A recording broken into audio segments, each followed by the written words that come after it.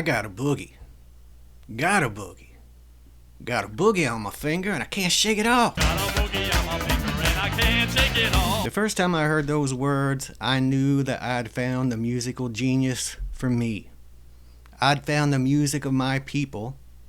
My people, of course, being comedy nerds. I was in 7th grade, and it was the first Weird Al song I'd ever heard. Played for me by my friend Timmy, and I laughed until I cried, man. Soon, I was saving up every penny I could scrape together to try and buy the entire Weird Al back catalog. My parents were older, even amongst my peers, and they mostly listened to country music and bluegrass. So Weird Al was my first introduction into a lot of rock music that I would end up loving. For example, Queen. Another one rides the bus. While I fell in love with, and still love, the goofy side of Weird Al Yankovic, it didn't take long for me to realize there is a darker side. And honestly, these might not even be Al's darkest songs. That's probably a list for the future. Even though there would be some overlap, I'm sure, these are his most biting. These are the ones that cut so close to the bone it hurts. Sure, they're funny, but when you take a minute to think about them, you're like, dang, a little too real. So with no further ado, Weird Al's top 5 songs that cut deep.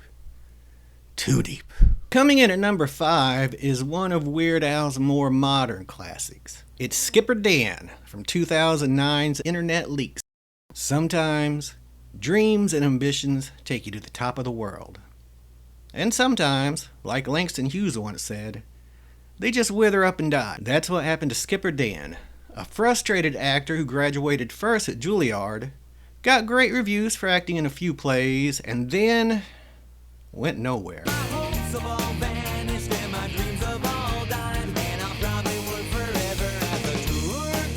Ouch. Speaking of which, why don't you go ahead and hit that old subscribe button. Anyway, Al got the idea for this song while actually on the ride, when a skipper casually mentioned his failed acting career. This song is painfully real, man. You can work hard, have talent, and still end up, well, not where you thought you might. But hey, remember, the fun is in the journey. There's no fun sitting around being a fat cat resting on your laurels. I wouldn't know, but that's my guess. Number 4 reaches way back. It's from 1982's self-titled album Weird Al Yankovic, and it's just entitled Happy Birthday. It's not quite the happy birthday you remember. This one has some real Debbie Downer-esque lyrics. It's a litany of all the horrible things going on in the world while you're just trying to celebrate your birthday and have a little fun, maybe have some birthday cake or something like that. You ever had that friend who, no matter what, finds a way to turn everything into a total bummer? Always got to bring up a negative in the midst of your joy? Al wrote a song about that person, and it's called Happy Birthday. There's garbage in the water and there's poison in the sky, and I guess it won't be long before we're all gonna die. Happy birthday! At least at the time, it seemed like Weird Al was just imitating that one overly negative friend. You know the one. And at the time he probably was. But listen closer. It's almost prophetic. This song basically predicted how we're all bombarded with doom-scrolling news cycles 24/7 these days. Back in '82, this was just a quirky take on that friend. Today, we're all that friend to some extent. Anyway, play this one at your next birthday party. People will love it. Our third most cutting Weird Al song is tangentially related, I would say. It's from 1986's Polka Party. It's Christmas at Ground Zero. You ever had a nice dream about Christmas? You wake up early, you get all the presents you wanted, you have a nice breakfast and some hot cocoa. All the time, nuclear war sirens are blaring in the background as the world goes up in flames. Well, I have, buddy. And I bet most of the folks who grew up in the 80s have had some similar dream as well. Now, if you didn't live through the 80s, let me explain. Nuclear panic was everywhere. The regular news, TV shows, made-for-TV movies, PSA commercials specifically designed to ruin our childhoods.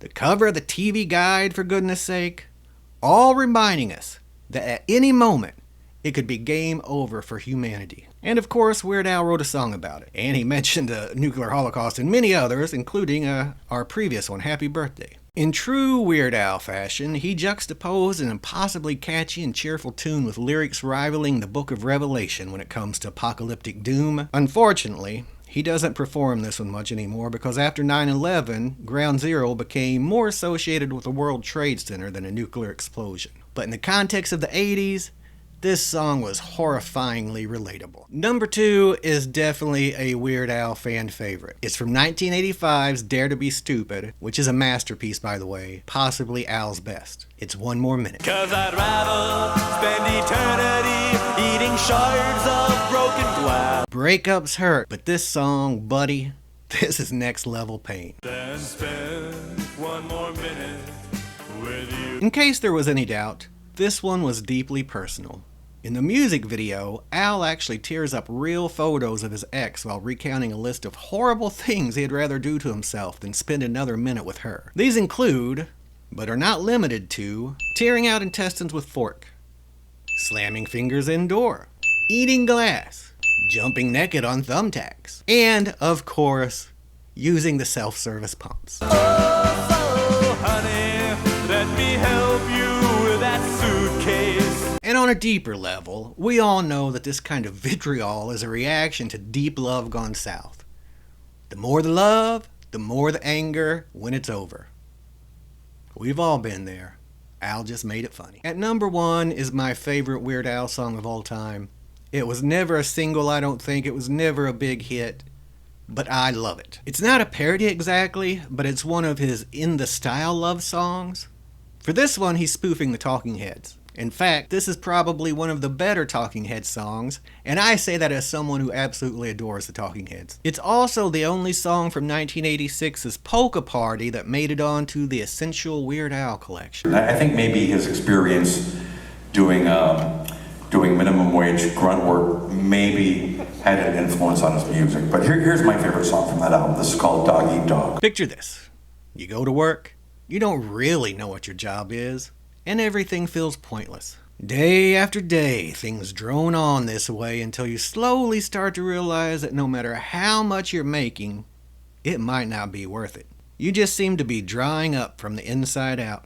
The boredom and the monotony have become overwhelming. What happened to your dreams? What happened to your creativity?